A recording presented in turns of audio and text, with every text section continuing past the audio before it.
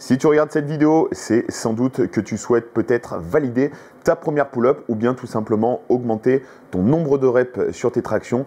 Eh bien, tu es au bon endroit. Je t'explique tout ça dans cette vidéo.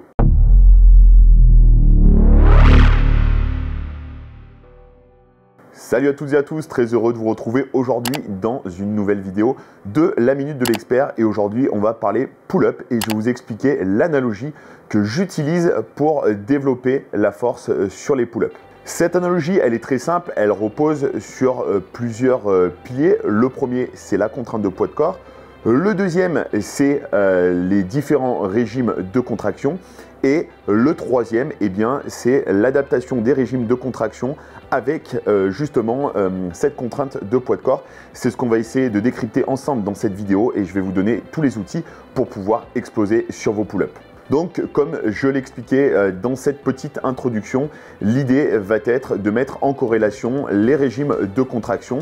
Je le rappelle, le régime concentrique, le régime isométrique, le régime excentrique. Le concentrique, lui, aura pour but de venir effectuer la pull-up donc en position de suspension complète, puis venir amener le menton au niveau de la barre. La situation isométrique, ça va être de venir maintenir la position de corps, c'est-à-dire le menton au-dessus de la barre, les mains verrouillées au niveau des épaules. Et ensuite, on aura la situation isométrique, qui est la situation la plus, entre guillemets, facilitante, où là, on partira le menton directement au-dessus de la barre et il s'agira de venir effectuer un freinage, donc une pull-up en situation de freinage. Donc, l'idée de cette analogie, ça va être de mettre en synergie ces trois régimes de contraction avec la contrainte de poids de corps, puisque c'est très simple, ce qu'il faut bien comprendre, c'est que la pull-up n'est ni plus ni moins qu'un rapport de force, un rapport poids-puissance. Donc l'idée, comme je le disais, ça va être de créer une synergie entre le régime de contraction et la contrainte de poids de corps.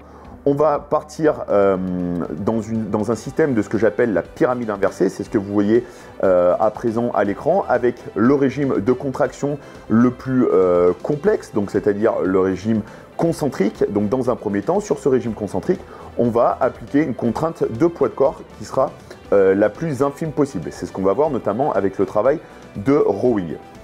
Ensuite, dans un second temps, on va utiliser une contrainte de poids de corps un tout petit peu plus importante, mais avec un régime de contraction un petit peu plus simplifiant, à savoir le régime isométrique. Là, on effectuera un simple travail de pull-up avec le corps positionné à l'horizontale et en position isométrique, c'est-à-dire dans une situation de maintien. Et ensuite, on utilisera le régime le plus facilitant, mais cette fois-ci avec la contrainte de poids de corps la plus importante possible, à savoir une pull-up en excentrique. Je vous montre tout ça de suite en image. On commence tout de suite avec le premier régime, le régime le plus simplifiant, à savoir le régime concentrique avec de simples rowing. Donc moi, ce que je vais utiliser ici pour ce travail de rowing, ça va être tout simplement une sangle de suspension. Je trouve que c'est un super outil pour réaliser ce travail. Donc je vais venir prendre ma sangle de suspension, je vais venir incliner donc mon corps comme ceci, et de là, je vais venir tout simplement tracter dans mes bras pour venir ramener mes mains au niveau de la poitrine. Donc le but de cet exercice, je vais partir dans la situation, les mains en situation de pronation, donc c'est-à-dire la paume de main face au sol, et au fur et à mesure de mon tirage, je vais venir effectuer un travail de supination, c'est-à-dire une rotation, ce qui va à la fois augmenter la tension musculaire dans mon dos, mais également dans mes biceps, de par la rotation en supination. Et ce qui va être également très intéressant, c'est que justement dans cette rotation, on va à la fois développer une force assez intéressante, que ce soit pour le dos et également au niveau des biceps, mais cette rotation au cours de la répétition, on va venir faire un travail prophylactique au niveau du coude, et ce qui est non négligeable, parce qu'on sait que notamment tout ce qui est le travail en suspension, on est vite sujet à ce type de pathologie, des petites douleurs au niveau des coudes, au niveau des épaules. Et là, en venant varier le positionnement des mains dans la même répétition, je trouve que c'est un travail qui est très intéressant et dont, à mon avis, on ne peut pas se passer. Le deuxième intérêt d'utiliser la sangle de suspension, c'est que ça va nous permettre de vérifier qu'on est dans un niveau de tension constante. La sangle de suspension, étant donné que la sangle est souple, s'il y a à un moment donné un manque et une perte de tension durant la répétition, on se rend compte que la sangle va se détendre. Donc là, l'intérêt de la sangle de suspension, d'utiliser la sangle de suspension, ça va être de vérifier que la tension qu'on exerce sur cette sangle, elle est constante de par la tension de cette sangle.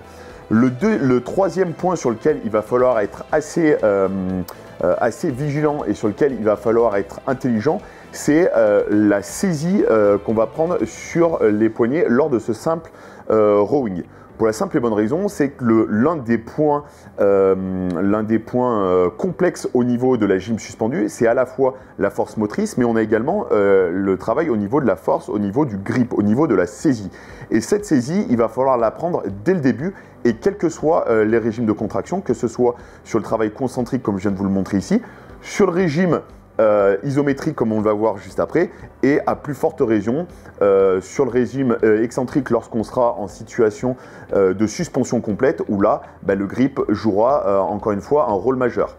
L'autre paramètre dans le grip, c'est qu'il va nous permettre, en utilisant un grip qui est extrêmement puissant, ça va être de transmettre un maximum de force entre notre corps et entre l'outil que l'on utilise. Donc là, c'était le TRX, mais que ce soit des anneaux, que ce soit une barre, ce sera exactement le même principe. Donc une fois qu'on aura utilisé ce travail autour du travail concentrique avec le rowing, donc on aurait pu tout à fait réaliser le même travail avec des anneaux. Là, j'ai utilisé la sangle de suspension parce que je trouve que c'est vraiment un super outil.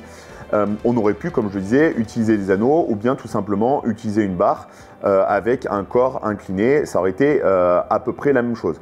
Ce que j'aime bien justement dans ce travail, c'est de diversifier également les différents outils, les différents supports avec lesquels vous allez travailler, tout simplement parce que ça casse un petit peu cet aspect monotonie qui peut des fois être un petit peu complexe à gérer, que ce soit pour vous ou bien si vous êtes coach et que vous êtes en train de regarder cette vidéo pour vos pratiquants. On sait que les gens ont un petit peu du mal avec la gymnastique parce qu'il y a souvent cet aspect un petit peu monotone.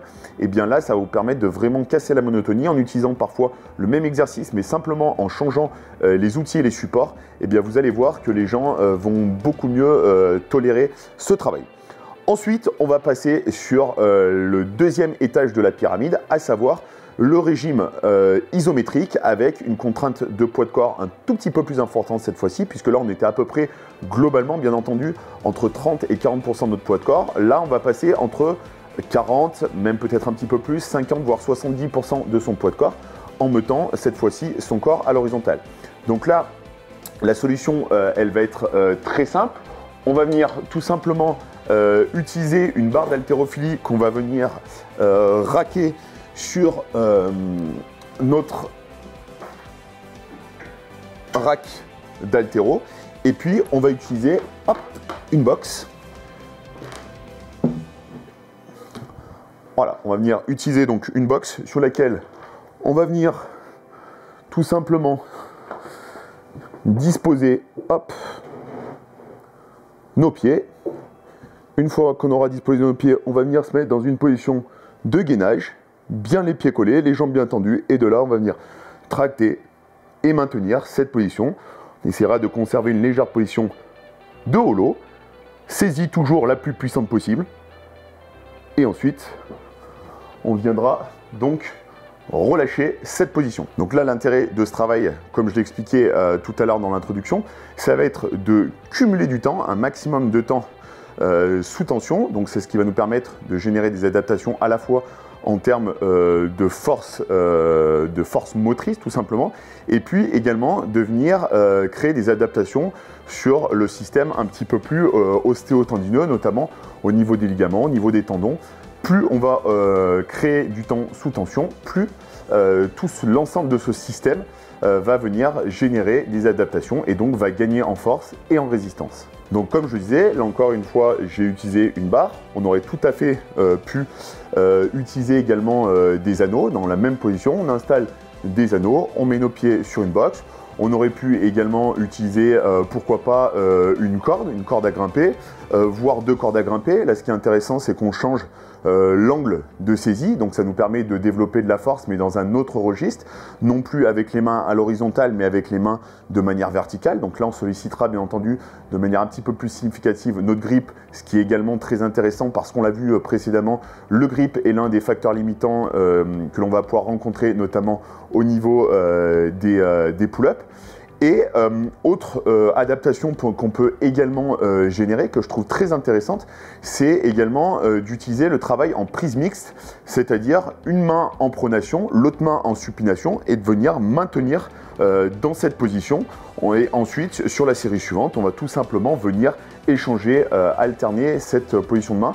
Là, encore une fois, je trouve que c'est assez intéressant parce que le fait de venir avec une main en supination, on va venir solliciter de manière un petit peu plus importante les biceps. Donc, cette alternance, là, encore une fois, est très intéressante et on peut l'utiliser sans crainte. Alors que sur le travail en suspension complète, comme on va le voir juste après, on voit beaucoup de gens qui ont tendance à faire des pull-ups tout de suite, plus sous la forme des chain-ups, c'est-à-dire les mains non plus en pronation, mais les mains en supination. Et là, lorsque le système ostéotendineux n'est pas forcément bien préparé, qu'on est débutant, eh bien, ça peut très vite créer des petits traumatismes au niveau du coude. Donc, je trouve que cette prise mixte est une très très bonne alternative qui va nous permettre à la fois de venir alléger un petit peu les contraintes, mais à la fois en stimulant d'autres faisceaux musculaires. Donc je pense qu'il ne faut pas hésiter, là encore une fois, à venir travailler sur ce type de variante. Et puis une fois qu'on aura passé cette étape, donc à entre 50 et 70% de notre poids de corps, et bien là on va passer à 100% de notre poids de corps avec la situation finale. Donc là on va réaliser tout simplement un travail de pull-up, où là cette fois-ci on va réaliser un travail de pull-up à 100% de notre contrainte de poids de corps et où on va utiliser entre guillemets le régime de contraction le plus simplifiant, à savoir le régime excentrique. Donc là ça va être très simple, je vais partir avec le menton au-dessus de la barre et je vais venir freiner sur 4 à 6 secondes sur chacune de mes répétitions. Donc là, ça ne sera peut-être pas forcément dans les conditions idéales, néanmoins ce qui m'intéresse, c'est pas que vous voyez l'exercice fait à la perfection, mais que vous compreniez bien entendu l'analogie de ce travail, tout simplement parce que il manque de hauteur sous plafond, donc ma tête ne peut pas passer intégralement au-dessus. Néanmoins, vous allez vite comprendre de quoi il en retourne. Je vais partir donc en position de pull-up complète, le menton au-dessus de la barre, et de là, je vais venir freiner, freiner, freiner, freiner, freiner. Donc là, vous avez vu que, encore une fois, ce que j'ai expliqué tout à l'heure, je suis dans une saisie et dans un grip qui va être le plus puissant possible pour transmettre un maximum de force. Et ça, c'est vraiment un élément sur lequel il faut être très, très, très attentif. Beaucoup trop de coachs et de pratiquants négligent cette phase-là de saisie, l'importance de la saisie, et pourtant c'est capital dans la progression sur les pull-ups. Donc une fois qu'on aura réalisé cette analogie, et bien tout simplement la logique de la progression fait qu'on va venir décaler les étages de cette pyramide au fur et à mesure. Donc une fois qu'on sera à l'aise, qu'on sera capable de faire ce circuit avec cette première analogie de manière assez simple, c'est-à-dire qu'on sera capable de faire une douzaine de rowing bien placés avec un bon niveau de tension, qu'on sera capable de tenir entre 15 et 20 secondes en isométrie et qu'on sera capable de faire entre 4 et 6 reps de 4 à 6 secondes en excentrique, et bien là on viendra décaler les étages de cette pyramide, à savoir que le travail en concentrique on le fera passer au rang supérieur, c'est-à-dire qu'au lieu de le faire avec des rowing, eh bien on va venir faire du travail de concentrique, mais avec une contrainte de poids de corps un peu plus importante, c'est-à-dire le travail à l'horizontale. Et notre travail qu'on faisait tout à l'heure à l'horizontale en isométrie, eh bien on va venir faire ce même travail en isométrie, mais cette fois-ci, non plus le corps à l'horizontale, mais le corps à la verticale. Et puis, vous l'aurez compris, une fois que nous aurons validé ces étapes suivantes, eh bien là, on passera sur les pull-ups dans leur intégralité, c'est-à-dire le régime de contraction le plus complexe, à savoir le régime concentrique, avec la situation où le poids de corps est le plus important, c'est-à-dire en position verticale. Et là, on arrivera à nos premières pull-ups. Donc cette analogie, elle est très intéressante parce que comme je le disais tout à l'heure, elle évite d'avoir un petit peu cet aspect monotone qu'on peut retrouver notamment sur les pull-ups. Le gros intérêt, c'est que vous pouvez également utiliser divers outils. J'ai parlé de la barre, j'ai parlé des anneaux. Et ça, c'est ce qui va être aussi un petit peu game changer. C'est ce qui va nous permettre d'éviter de nous enfermer dans une routine qui peut parfois être un petit peu rébarbative. Je profite de cette vidéo pour vous parler de ma programmation Fight for Pull-Up, donc qui reprend parfaitement toute cette analogie avec du travail également de renforcement, du travail avec du renforcement avec des poids additionnels, donc du renforcement un petit peu plus ciblé, functional bodybuilding, ce qui va nous permettre à la fois de venir là encore une fois développer son niveau de force motrice, mais également du travail un petit peu plus orienté sur de la prévention, parce qu'on sait que la gym suspendue, lorsqu'elle est abordée de manière un petit peu trop rapide ou qu'elle est mal abordée, notamment avec l'utilisation par exemple des élastiques, on peut très vite arriver à la blessure. Et bien moi, sur cette programmation Fight for Pull-Up, j'ai décidé donc de prendre le pari de partir sur 12 semaines de programmation pour vous permettre vraiment d'évoluer et de progresser en toute sécurité et surtout d'atteindre votre objectif, celui de développer vos pull-ups, voire peut-être même de réussir votre première pull-up. Et le gros intérêt de cette programmation, c'est qu'à la fois vous allez travailler sur le strict et ensuite ça vous amènera vers du travail autour du keeping et plus particulièrement des keeping pull-up. Voilà, j'espère que cette vidéo vous aura aidé, qu'elle vous aura plu. N'hésitez pas bien entendu à liker, partager, commenter si vous avez des questions sur ce que j'ai pu dire, des interrogations. N'oubliez pas que j'ai besoin de votre aide, j'ai besoin de votre soutien. Ça me permet de vous proposer toujours plus de contenu sur cette chaîne YouTube. Il y a déjà beaucoup de vidéos. J'essaye de vous en faire de manière assez régulière. Là, je vais reprendre de manière un petit peu plus significative. Donc, n'hésitez pas à partager. Ça me filera vraiment un vrai petit coup de pouce. Et n'hésitez pas également à vous abonner et à cliquer sur la petite cloche pour être au courant de la sortie de la prochaine vidéo. Sur ce, je vous dis à très vite. Ciao les amis.